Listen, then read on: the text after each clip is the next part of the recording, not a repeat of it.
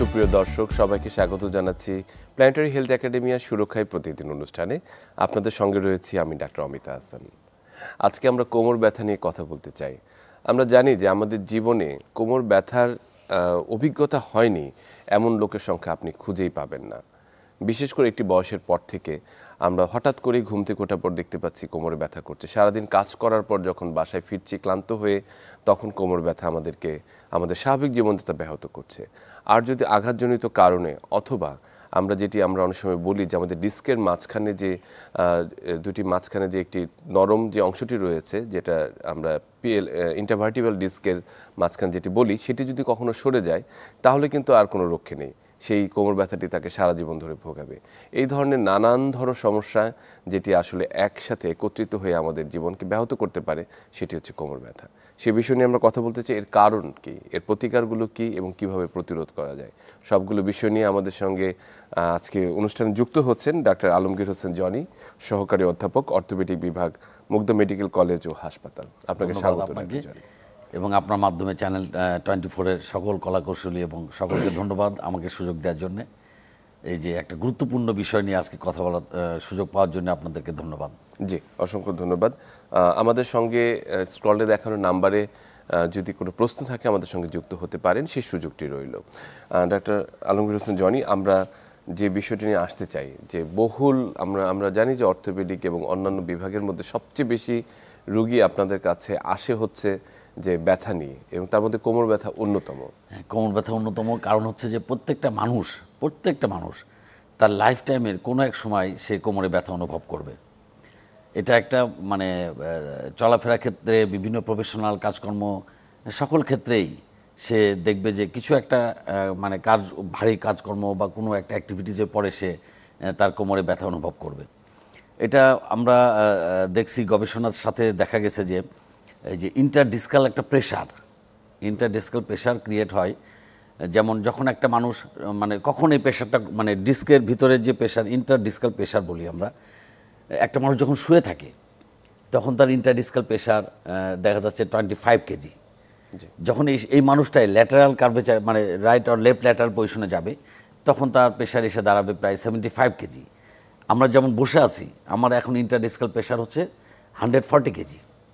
আবার আমি যদি একটু সামনের দিকে ঝুঁকে পড়ি তো দেখবে এর প্রেশারটা আরও অনেক বেড়ে যাবে, দেখা যাচ্ছে 185 কেজি এসে দাঁড়াবে। আবার এইভাবে যখন আমি একটা ওয়েট লিফট করবো, আরও ইন্টারডিসকাল প্রেশারটা বেড়ে যাবে।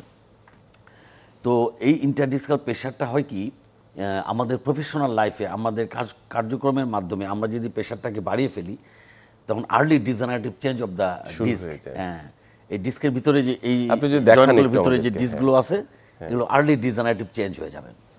তো এই ডিস্কের ডিজেনারেটিভ চেঞ্জটা শুরু হয় 15-16 বছর বয়স থেকে একটা মানুষের শুরু হয়ে যায়, ধাপে ধাপে এটা বাড়তে থাকে। তো এখন আমরা যদি আমাদের লাইফস্টাইল পরিবর্তন না করি, বা লাইফস্টাইল আমরা যদি সুন্দরভাবে আমাদের পোশ্চারটা মেনটেন না করি, বা আমরা আমাদের কাজের অ্যাক্টিভিটিসের সাথে আমাদের যদি এইটা স্পাইনের যত্নর ব্যাপারটা আমাদের মাথায় না থাকে, তাহলে দেখা যায় যে অনেক আর্লি স্টেজে এই ডিস্কের ডিজেনারেটিভটা খুব প্রকট আকারে দেখা দেয়, এবং তখন বিভিন্ন ধরনের পেইন অ্যান্ড রেডিকুলোপ্যাথি এই জিনিসগুলো চলে আসে। লাম্বার কার্ভেচার আমাদের এই যে আমরা যদি একটু মেরুদণ্ডের গঠনটি সম্পর্কে যেহেতু একটি স্কেলেটন আপনার সামনে রয়েছে, হ্যাঁ, এটা আপনি সুন্দর একটা কথা বলেছেন। যেমন এই যে লাম্বার কার্ভেচার, এটা সামনের দিকে বাঁকা। জি, দেখবেন যে মানুষ ছাড়া যতগুলো প্রাণী আছে তাদের কার্ভেচার সি কার্ভ, সি এর মতো বাঁকা, আর আমাদেরটা হচ্ছে এস শেপ, সামনের দিকে একটু লাম্বার কার্ভেচারটা বাঁকা। তো এই লাম্বার কার্ভেচারটা আমাদের যে ফসিল আমাদের বিভিন্ন সময় যে আমরা আবিষ্কার করছে, তার ভিতরে দেখা যায় যে 3.8 বিলিয়ন ইয়ার্সের আগের যে ফসিলগুলো আমরা পাইছি, সেখানেই শুধু লাম্বার কার্ভটা ডেভেলপ পাইছি, এস শেপ লাম্বার কার্ভেচারটা আমরা পাইছি। আগে ছিল C shape, theory of evolution অনুপাতে আর কি। তো যখন এই লাম্বার কার্ভেচারটা আমরা ডেভেলপ করছি, তখনই আমরা সোজা হয়ে দাঁড়াতে পারছি, এবং আমরা পরস্পরকে হাগ করতে পারছি, কোলাকুলি করতে পারছি। তার আগে আমাদেরকে দাঁড়াতে হলে হাঁটু এবং হিপ এবং নিকে বেন্ড করে দাঁড়াতে হতো। যেমন একটা শিম্পাঞ্জি দাঁড়ায়, সে হিপ এবং নিকে পাকা করে দাঁড়ায়। তো এই কারণে লাম্বার কার্ভেচারটার উপরে অত্যাধিক প্রেশার আমাদের পড়ে, এই জন্যেই আমাদের যেমন ধরেন কিছু কিছু অনেকগুলো তো কারণ আছে কোমরে ব্যথার কারণ, মানে এই লট অফ কারণ। যেমন একটা স্প্রেন অ্যান্ড স্ট্রেইন, এইটা হচ্ছে সবচেয়ে কমন। একটা মানুষ ভারী জিনিস তুলতে গেল, কোমরের ভিতরে একটা চিরিক দিয়ে উঠলো, এবং কিছু স্প্রেন হলো, কিছু লিগামেন্ট মাসল টর্ন হলো, সঙ্গে সঙ্গে তার ব্যাক পেন শুরু হয়ে গেল। এরকম নানাবিধ কারণ আছে, একটা একটা করে ধরলে যেমন ট্রমা, একটা টিউমার, ইভেন এখন তো আমাদের দেশে মহামারী দেখা দিয়েছে টিবি, স্পাইনাল টিবি। কি পরিমাণে যে মহামারী দেখা দিয়েছে যে কোমরে ব্যথা আসলে কিছু দেখা যাচ্ছে একটা নির্দিষ্ট পরিমাণ রোগী স্পাইন টিবি নিয়ে আক্রান্ত, টিবিতে আক্রান্ত। তারপরেও বিভিন্ন কারণ তো আমাদের আছেই, যেমন ধরেন একটা অ্যাবডোমিনাল বিভিন্ন প্যাথোলজির কারণে রেফার্ড পেন হতে পারে, পেলভিক অর্গানের কারণে হতে পারে। তারপরে যেমন ধরেন যারা অকুপেশনাল, যেমন ধরেন আপনি ভাইব্রেটরি মেশিন আপনি চালান, হ্যাঁ, যেমন ধরেন স্টোন ক্রাশার ট্যাশার আপনি চালাচ্ছেন, বা যেমন আপনি ড্রাইভিং, মানে হেভি গাড়ি যেগুলো, মানে এগুলো অকুপেশনাল বিভিন্ন কারণে। তো এই সব কারণগুলোর সাথে এই ডিস্ক প্রলাপস একটা কারণ রয়ে গেছে। মানে ডিস্ক প্রলাপসটা যদি আমাদেরকে একটু দেখাতেন, যে ডিস্ক প্রলাপস মানে এই যে ডিস্ক যে দেখা যাচ্ছে এখানে, মানে এই ডিস্কের মাঝখানে থাকে নিউক্লিয়াস পালপোসাস, চারিদিকে থাকে অ্যানোলাস ফাইব্রোসাস। তো যখন ডিজেনারেটিভ চেঞ্জ শুরু হয় তখন এখানে ব্লাড সাপ্লাইগুলো ধীরে ধীরে কমে যেতে থাকে। তখন এই ডিস্কের ভিতরে একটা মানে একটা পরিবর্তন হয় এবং এটা ওয়াটার কন্টেন্টগুলো কমতে থাকে। তখন এই চারিদিকে এই অ্যানোলাস ফাইব্রোসাসটা ফ্রাইবল হয়ে যায়। যখন আমি একটা ভারী জিনিস বা কোনো একটা জিনিস লিফট করতেছি বা কোনো কাজ করতেছি, ঠাস করে তখন ওই ভিতরে নিউক্লিয়াস পালপোসাসটা এই এই বাইরে বের হয়ে আসে। অ্যানোলাস যে চারিদিকে যে কাভারেজটা থাকে ওটা ফেটে বের হয়ে আসে। বের হয়ে সম্পূর্ণটা বের হয়ে আসে, অথবা কিছুটা ভিতরেও থাকে, কিছুটা বের হয়ে ধীরে ধীরে বের হতে থাকে। তো তখনই ব্যাক পেন শুরু হয়। কিন্তু যখনই এটা বের হয়ে, এই যে এগুলো রুট আছে নার্ভে, এটা যখনই এসে চাপ দেবে তখন রেডিকুলোপ্যাথি হবে, আস্তে আস্তে এই পেনগুলো নিচের দিকে যেতে থাকবে। তো এই সব কিছু কারণ আছে। তারপরে আপনার অটো ইমিউন ডিজিজ যেগুলো আছে, যেমন রিউমাটয়েড আর্থ্রাইটিস, অ্যানকালোজিং স্পন্ডালাইটিস। আমাদের দেশের প্রচুর পরিমাণে মেয়েরা এই রিউমাটয়েড আর্থ্রাইটিসে আক্রান্ত, এবং তারা তাদের এই ব্যাক পেন, স্পাইনের পেন নিয়ে আমাদের কাছে দেখা করতেছে। তো সেই ক্ষেত্রে দেখা যায় যে প্রপার ইভ্যালুয়েশনটা আমাদের খুব জরুরি, যে কী কারণে। আমরা তো কারণ ছাড়াই কোমরে ব্যথা ট্রিটমেন্ট করলে চলবে না। প্রথম জিনিস যে কী কারণে সে কোমরে ব্যথায় সে আক্রান্ত, এই কারণটাকে আমাদের আগে নির্ণয় করতে হবে। আমরা যদি একটু নির্ণয়ের ক্ষেত্রে চাই, যে আসলে কোমর ব্যথা নিয়ে যদি একজন মানুষ আপনার কাছে যায় অথবা একজন ডক্টরের কাছে, তাহলে আসলে আমাদের সবাই জানে যে একটা এক্সরে একটা কমন একটা মাধ্যম। এছাড়াও আসলে আর কি কি ইনভেস্টিগেশন রয়েছে, বা সবার ক্ষেত্রেই কি ইনভেস্টিগেশন করার প্রয়োজন রয়েছে কিনা? আসলে প্রপার হিস্ট্রিটা নিতে হবে। যেমন একটা জিনিস, এক্সরে তো আমাদের একটা মানে ডায়াগনস্টিক আছে, কমন একটা জিনিস দেখতে হবে। যেমন দেখেন, আপনি একটা কোমর লো ব্যাক পেন নিয়ে আসতেছে, তার যেমন মর্নিং স্টিফনেস আছে কিনা, স্মল জয়েন্টসগুলো ইনভলভ কিনা, তার অনেক সময় দেখা যায় যে তার শরীরটার ভিতরে গরম গরম লাগবে, অটোইমিউন রিয়াকশন হতে থাকে, শরীরটা হিট হয়ে থাকে। এবং মেন্টাল কন্ডিশনটা দেখতে হবে, ডিপ্রেশন আছে কিনা। Depression one of the cause of low back pain. Family হিস্ট্রিটা নিতে হবে, টোটাল হিস্ট্রি নিয়ে এক্সামিনেশনের ব্যাপারটা খেয়াল করতে হবে, যে তার কোমরে ব্যথাটা রেডিকুলোপ্যাথিটা আছে কিনা। রেডিকুলোপ্যাথি নেই, কিন্তু শুধু লো ব্যাক পেন আছে, হ্যাঁ, মানে মর্নিং স্টিফনেস আছে, তোমার সকালের দিকে তার ব্যথাটা বেড়ে যায়, ঘুম থেকে ওঠার পরে তার সমস্ত স্পাইনটা ব্যথা বেড়ে থাকে, এবং মেন্টালি সে ইরিটেট থাকে। এবং এই ধরনের লোকগুলোকে আমরা একটু আলাদা করতে হবে প্রথমেই। তারপরে অ্যাকর্ডিং টু দ্য কজ তাকে আমাদের ডায়াগনোসিস এর জন্য ইনভেস্টিগেশনটা করতে হবে। কিন্তু মানে একটা মানে টুলস আপনি কী জিনিস কখন ব্যবহার করবেন, এটা কারণ অনুপাতেই আপনাকে ব্যবহার করতে হবে। যেমন দেখা যাচ্ছে যে আপনি এক্সরে করে দেখলেন, এক্সরেতে কিছুই পাওয়া যাবে না in case of auto immune disease, but অনেক ক্ষেত্রে যেমন, কিন্তু এটা আমাদের একটা প্রাথমিক টুলস আমরা এটা ব্যবহার করে থাকি যে কোনো ধরনের প্যাথোলজিতে আছে কিনা, বা কোনো ক্র্যাক, ফ্র্যাকচার বা মানে ডিস্ক হাইট স্পেসগুলো রিডিউস আছে কিনা, এগুলো আমরা ইউজুয়ালি দেখে থাকি। কিন্তু আপনাকে প্রপার হিস্ট্রি এবং হিস্ট্রি অনুপাতে ইনভেস্টিগেশন করতে হবে। যেমন একটা অ্যানকাইলোজিং স্পন্ডালাইটিস, রিউমাটয়েড আর্থ্রাইটিস, তার ব্লাড দেখতে হবে, ব্লাডের বিভিন্ন পরীক্ষাগুলো আপনাকে করতে হবে।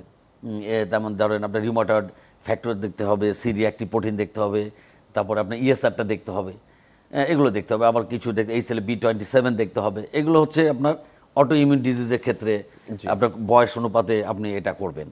কিছু কিছু ক্ষেত্রে এক্সরে লাগবে, একটা ট্রমা, টিউমার। তারপরে আরেকটা জিনিস আমাদের খেয়াল রাখতে হবে যে বয়স্ক রোগী যাদের বয়স 50 অ্যারাউন্ড, তাদের ক্ষেত্রে আমাদের অবশ্যই টিউমার অ্যান্ড মেটাস্ট্যাসিস, এটার মারাত্মক মানে অনেক সময় বিভিন্ন জায়গার ক্যান্সারগুলো এখানে ছড়িয়ে পড়ে। তো সেই ক্ষেত্রে স্পাইন প্রথমে ব্যাক পেন নিয়ে আসে, কিন্তু সিম্পল ব্যাক পেন নিয়ে আসছে। এবং এটা আরেকটা জিনিস মাথায় রাখতে হবে যে ব্যথাটা রাত্রে হলে বাড়ে, এবং মানে রাত্রে ব্যথাটা বাড়বে এবং তার ব্যথা কোনো মেডিসিনে কিন্তু তার ব্যথা সাবসাইড হবে না। এই কন্ডিশনগুলো আপনার এক ধারাবাহিকভাবে, সেক্ষেত্রে এক্সরে লাগতে পারে, এমআরআই লাগতে পারে, সিটি স্ক্যান লাগতে পারে। এভাবে ধাপে ধাপে আপনি পরীক্ষা করে ফেলবেন। এই পরীক্ষাগুলো, টুলসগুলো আপনাকে ইউজ করতে হবে টোটাল হিস্ট্রি টেকিংয়ের পরে। আপনার যে মানে ডিডি হবে, মানে যেগুলো আপনি ডায়াগনোসিস করবেন তার বেসিসে।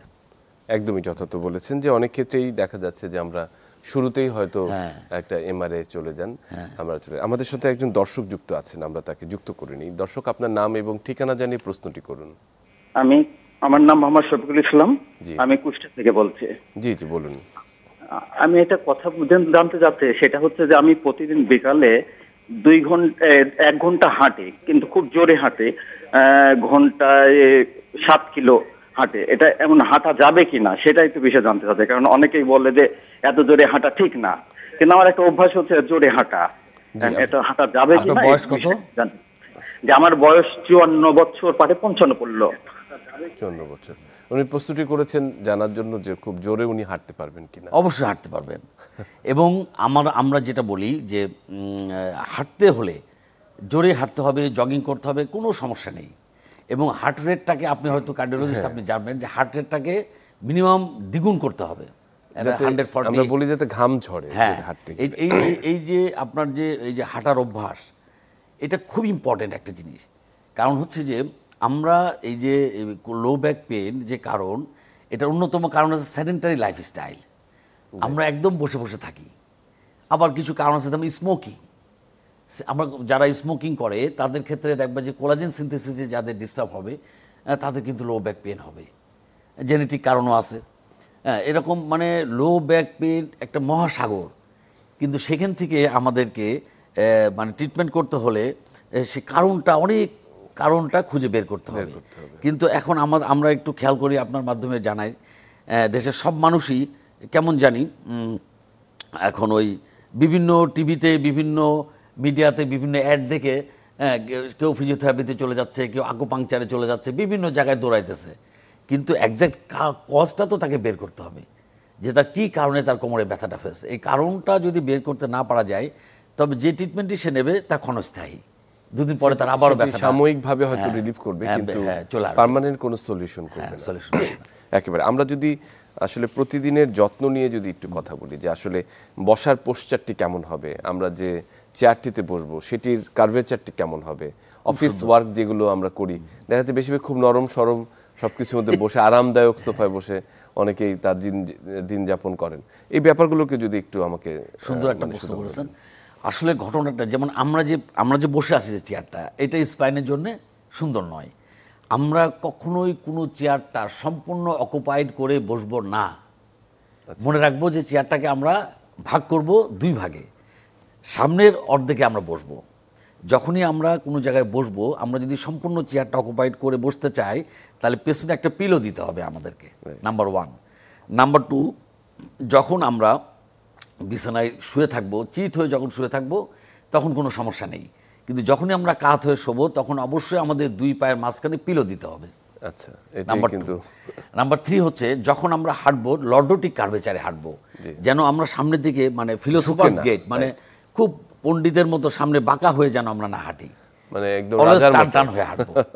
আর একটা জিনিস হচ্ছে যে যাদের ওবেসিটি আছে, যাদের বিশাল একটা পেন্ডুলাম অ্যাবডোমেন আছে, তাদের ক্ষেত্রে সমস্যা হচ্ছে তাদের লো ব্যাক পেন বেশি হবে, কারণ তাদের যে প্লাম লাইন, যেটা যে ওয়েট ট্রান্সমিটিং যে লাইনটা, এটা জাস্ট আমাদের লাম্বার যে প্রমেন্টারি, স্যাক্রাল প্রমেন্টারি এর সামনে দিয়ে যায়।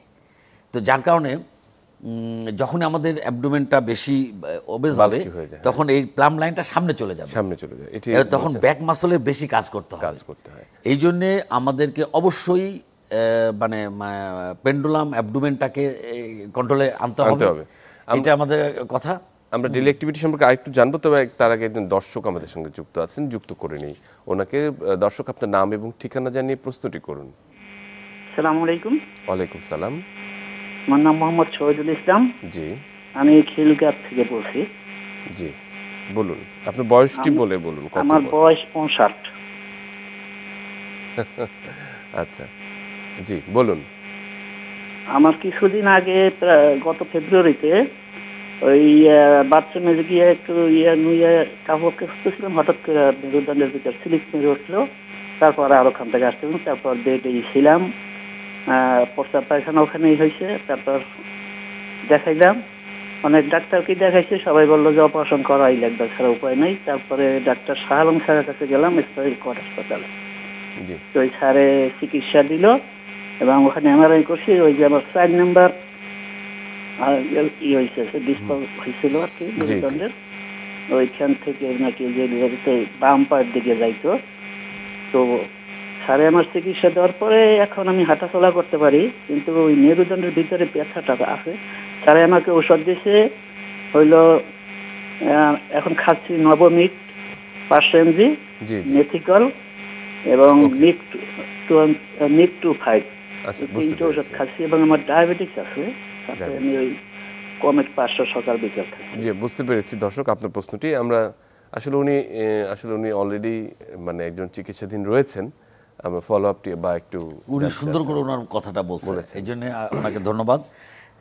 ওনার যেটা হয়েছে সেটা ডিস্ক প্রলাপস হয়েছে। যখনই একটা মানুষ এরকম করে ব্যথা হয়, কোমরে ব্যথা চিরিক দিয়ে ওঠে এবং শুটিং পেন, মানে সেট করে ব্যথাটা পায়ের দিকে চলে যায়, তখন বুঝতে হবে যে তার ডিস্কটা প্রলাপসটা হয়েছে এবং কখন আমরা অপারেশনে যাব, এই জিনিসটা আমাদেরকে কিন্তু জানা থাকতে হবে সকলেরই।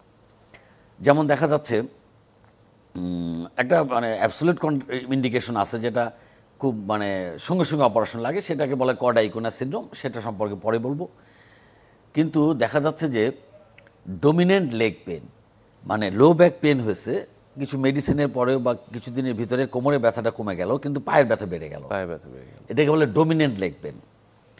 তখন আমাদের অপারেশনের দিকে যেতে হবে। রেস্ট্রিক্টেড এসএলআর, মানে পাটা যখন আমি উপরের দিকে তুলবো শুয়ে, তখন দেখা যাচ্ছে যে এটা 30 ডিগ্রি থেকে 70 ডিগ্রির ভিতরে তার সিভিয়ার মানে পেন শুরু হয়ে যাচ্ছে, অপারেশন করতে হবে।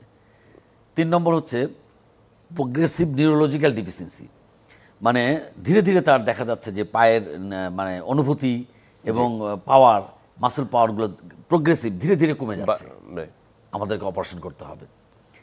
আবার যেমন দেখা যাচ্ছে কনজারভেটিভ ট্রিটমেন্ট ফেইল্ড, 6 সপ্তাহ কনজারভেটিভ ট্রিটমেন্ট দেওয়া হলো, তাকে রেস্ট দেওয়া হলো, কনজারভেটিভ ট্রিটমেন্ট দেওয়া হলো, মানে গরম স্যাক মানে বিভিন্ন যেগুলো দেওয়া হলো, কিন্তু উন্নতি হচ্ছে না, অপারেশন লাগবে।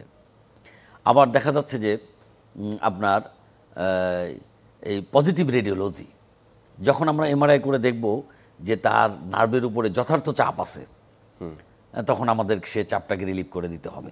কিন্তু আমাদের লো ব্যাক পেনের ক্ষেত্রে প্রায় 98%-এর কোনো অপারেশন লাগে না, অনলি 2%-এর ক্ষেত্রে, 2 to 3%-এর ক্ষেত্রে আমাদের অপারেশন লাগে। কিন্তু মানে আমরা যেন ভয় না পাই। জি, একেবারেই ঠিক বলেছেন। এবং উনি যে ট্রিটমেন্টে আছেন সেটি ফলো আপে থাকুন, সুন্দরভাবে আছে, আমি মনে করি আস্তে আস্তে কমে আসবে। জি ইনশাআল্লাহ। আমরা দুজন দর্শক যুক্ত আছেন, আমরা প্রশ্নটি নিয়ে নিই। দর্শক, আপনার নাম এবং ঠিকানা জানিয়ে বয়স জানিয়ে প্রশ্নটি করুন। জি, প্রশ্ন হচ্ছে যে আমি যে প্রায় 1.5 মাস হলো অ্যাক্সিডেন্ট করে, শুনতে পাচ্ছি না আপনাকে। ওই আমার ওই একটা হাত ভেঙে গেছে, হাত অপারেশন করেছি আবার, এবং ডাইন পাশ ধরেই আমি চাপ খাইছিলাম। ওই চাপ খাওয়ার জন্য এখন পর্যন্ত 1.5 মাস হয়ে গেছে, এখন পর্যন্ত ওই ওই অবশ হয়ে রয়েছে ডাইন পা, ওই পুরো ডাই মাজা পর্যন্ত। আচ্ছা, জি জি দর্শক, হাত ভাঙা ওইটা অপারেশন করেছি, কিন্তু পায়ে কোনো ভাঙি নাই, কিন্তু ওই অবশ হয়ে আছে। আচ্ছা ঠিক আছে।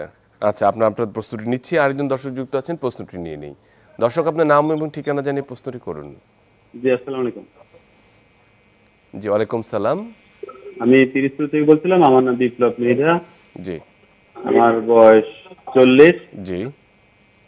আমি ব্যাক পেইনে ভুগতেছি, কোমর ব্যথায়। আমি 2000 সালে বেলোরে দেখাইছিলাম, ঢাকায় দেখাইছিলাম, জি। কিন্তু যেখানেই দেখাই আমাকে ওই পিরিগা বা 82.5 এইটা খাইতে দেয় আর ক্যালসিয়াম, কিন্তু এইটা তো আমার ব্যথা কমে না। এবং এই কদিন ধরে প্রচুর ব্যাক পেইন। আমি যখন শুয়ে থাকি সকালবেলা উঠতে গেলে পিছনে পাঁজর এবং কোমরে মারাত্মক পেইন হয়, খুব কষ্ট হয়।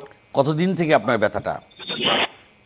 এই আমার আগে ছিল পায়ে, বাম পায়েটা ব্যথা, এই বাম পায়ে বা ইদানিং বাম পায়েটা একটু কম থেকেই, কিন্তু কোমরে বেশি। এটা ব্যথা অনেকদিন ধরে যায়। সকালে ঘুম থেকে উঠলে পুরো কোমরটা ব্যথা হয়ে থাকে? পুরো কোমর এবং পাঁজর মারাত্মক ব্যথা হয়, মানে উঠতে জি, বসতে, জি, জি। যখন জি। বসতে তখন আমরা কি এমআরআই কোনো কিছু পাওয়া গেছে? এমআরআই করাইছি, আমার নার্ভের টেস্ট করাইছি, ওই যখন বেলোরে গেছিলাম, ওতে কিছুই পাইনি, কিন্তু ওই আচ্ছা, আমার very এক্সারসাইজ দিছিল জি। আর ওই দর্শক- পিরিগাবা আর ক্যালসিয়াম এইটাই জি জি খাইছি। ঠিক আছে দর্শক, আমরা আপনার প্রস্তুতি নিলাম। তবে ডক্টর আলমগীর হোসেন জনি, আমরা প্রশ্নটির উত্তর দিব তার আগে একটা ছোট্ট বিরতি নিয়ে নিই। সুপ্রিয় দর্শক, ছোট্ট একটা বিরতিতে যাচ্ছি। আমরা কথা বলছিলাম কোমর ব্যথার কারণ ও প্রতিকার নিয়ে। সঙ্গেই থাকুন, ফিরে আসছি একটু পর।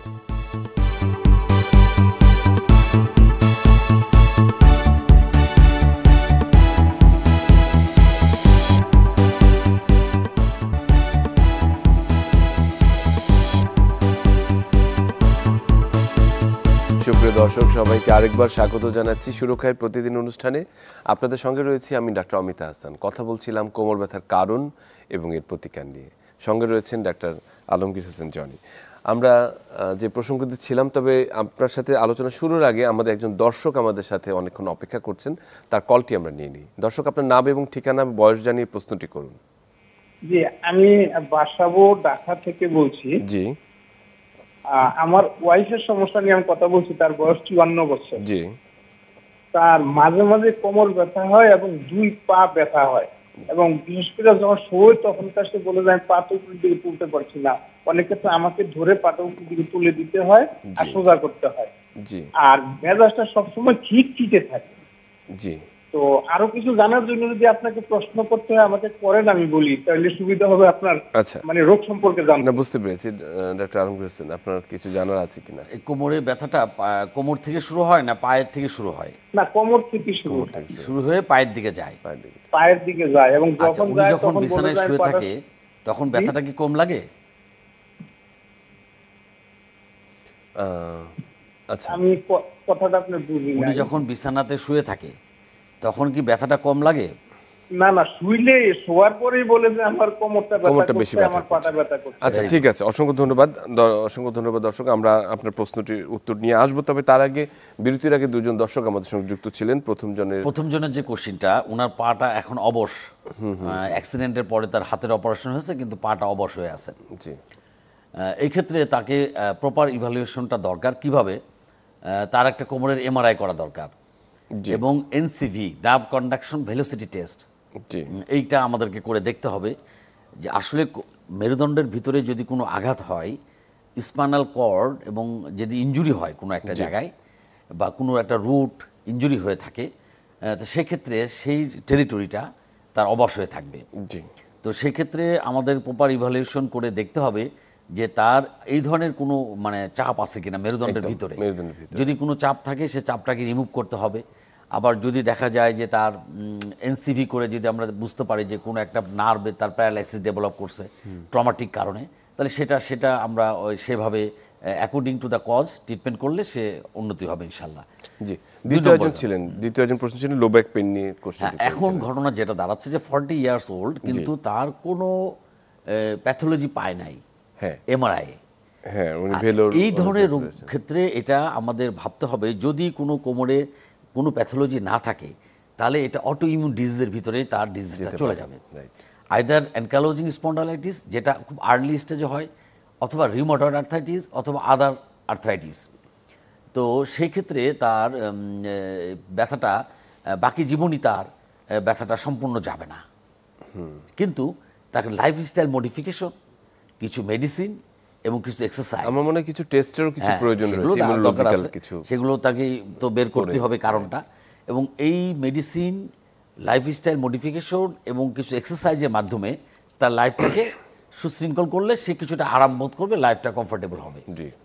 আর বাসাবো থেকে একজন ফোন করেছিলেন, তার স্ত্রীর জন্য ওনার 54 বছর ক্ষেত্রে, বয়স, যেটা তার কোমরে ব্যথা এবং পায়ের দিকে চলে যাচ্ছে, এটা বিছানায় শুয়ে থাকলেও তার ব্যথাটা বেড়ে বাড়ছে। যাচ্ছে, রাইট। সেক্ষেত্রে আমি মনে করি সে রিউমাটয়েড আর্থ্রাইটিস জাতীয় আক্রান্ত। 2 নম্বর হচ্ছে যে স্যাক্রোআইলাইটিস, মানে এসআই জয়েন্টগুলো আমাদেরকে দেখতে হবে, অটোইমিউন ডিজিজটাকে ইভালুয়েট করতে হবে এবং সাথে তাকে এমআরআই করে দেখতে হবে এবং যে তার নার্ভের উপরে কোনো চাপ আছে কিনা। প্রেশার পড়ছে। এই ধরনের বয়স্ক মহিলারা যদি একটু ওবেজ হয়, অনেক সময় তার কি হয়, হাড্ডি সরে যায় একটার উপর থেকে আরেকটা, সেটিকে আমরা বলি স্পন্ডাইলোলিস্থিয়াসিস। স্পন্ডাইলোলিস্থিয়াসিস হলে হাড্ডিগুলো যখন সরে যাবে তখন তার কোমরের নার্ভের উপরও চাপ পড়বে, রেডিকুলোপ্যাথিও হবে এবং সে মানে ক্লডিকেশন ডিস্টেন্স, কিছু দূর হাঁটতে পারবে না। আবার অনেক ক্ষেত্রে তাদের স্পাইনাল ক্যানাল স্টেনোসিস হয়, মাল্টিপল লেভেলে ডিস্ক প্রলাপসে ক্যানাল স্টেনোসিস হয়ে যায়, কিছু দূর হাঁটলে আর হাঁটতে পারে না। ক্লডিকেশন ডিস্টেন্স মানে হাঁটতে গেলে কিছু দূর যাওয়ার পরে তার ব্যাক পেন অ্যাগ্রাভেট হবে এবং রেডিকুলোপ্যাথি বেড়ে যাবে। সে তখন একটু দাঁড়াবে, সামনের দিকে একটু বাঁকা হলে ব্যথাটা কমে যাবে, আবার সে হাঁটতে পারবে। একদম যথার্থ বলেছেন। আমার মনে হয় কিছু ইভ্যালুয়েশন দরকার, যেটা আপনি হ্যাঁ। বলেছেন। আমরা যদি একেবারে আমাদের মূল আলোচনায় ফিরে আসি, কোমর ব্যথা নিয়ে যেটা বলছিলাম, তার মধ্যে সবচেয়ে কমন একটি কারণ এবং চিন্তার একটি কারণ হচ্ছে পিএলআইডি, প্রোলাপস ইন্টারভার্টিব্রাল ডিস্ক, যে দুটি আমাদের কশেরুকা বা ভার্টিব্রা রয়েছে, তার মাঝখানে যে চাকতির মতো রয়েছে, যেটাকে আমরা ডিস্ক বলি, যে আমরা ছবি আমরা দেখতেও পাচ্ছি যে এটা হচ্ছে ডিস্কটি। এই ডিস্কগুলোর কারণে আমাদের স্পাইনটা ফ্লেক্সিবল, আমরা বাঁকা হতে পারি, শক অ্যাবজর্বার হিসেবে কাজ, শক অ্যাবজর্বার হিসেবে কাজ, ভেরি গুড।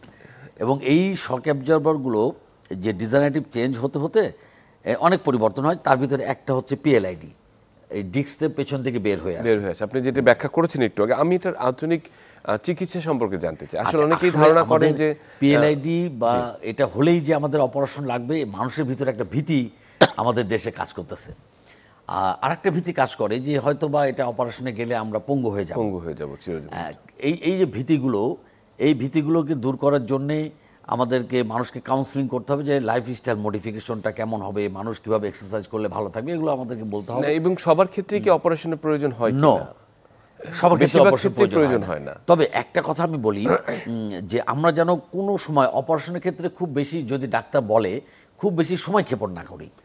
কেন, কর্ডা ইকুনা সিনড্রোম নামে একটা টার্ম আছে, কর্ডা ইকুনা সিনড্রোম। যেমন যদি ডিস্কটা রুটের উপরে অনেক পরিমাণে চাপ থাকে, মাইল্ড, মডারেট, সিভিয়ার, যদি মডারেট কম্প্রেশন থাকে তখনই আমাদেরকে এটা রিলিফ করতেই হবে। আমরা যদি সময় ক্ষেপণ করি বা বিভিন্ন কবিরাজ, বিভিন্ন ফিজিওথেরাপি নিয়ে সময় নষ্ট করি, তাহলে তার কর্ডা ইকুনা সিনড্রোম হয়ে যায়। কর্ডা ইকুনা সিনড্রোম হচ্ছে এই যে 2 পায়ে প্যারালাইসিস হয়ে যাবে, মানে weakness of the both lower limb. আর একটা জিনিস যেটা হবে, বাউল ব্লাডার ডিস্টারবেন্স, তার পেশাব পায়খানা কন্ট্রোল নিজের হাতে থাকবে না। আরেকটা লস হবে, সেটা হচ্ছে সেক্স, এবং সেটা পার্মানেন্টলি সেক্স লস হয়ে যাবে তার। কথা বুঝছেন? তো এই যে জিনিস তিনটা, যে weakness of the both lower limb, এটা আর ফিরবে না। স্যাডেল অ্যানেস্থেসিয়া, মানে পেশাব পায়খানার রাস্তাটা যেটা থাকে, এই সম্পূর্ণ জায়গাটা, স্যাডেল মানে যে ঘোড়ার পিঠে যখন আমরা বসি যে অংশটুকু লাগে স্যাডেলের উপরে, এই টোটাল অংশটুকু অ্যানেস্থেসিয়া হয়ে থাকবে।